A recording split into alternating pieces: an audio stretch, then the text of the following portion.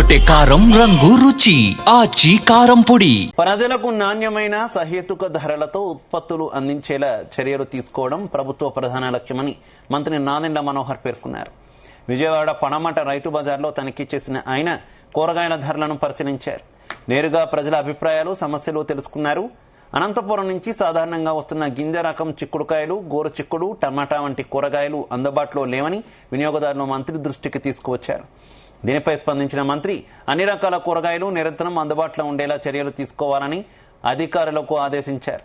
రైతు బజార్ మొత్తం పరిసర ప్రాంతాల్లో పారిశుధ్యాన్ని మెరుగుపరచాలని సూచించారు.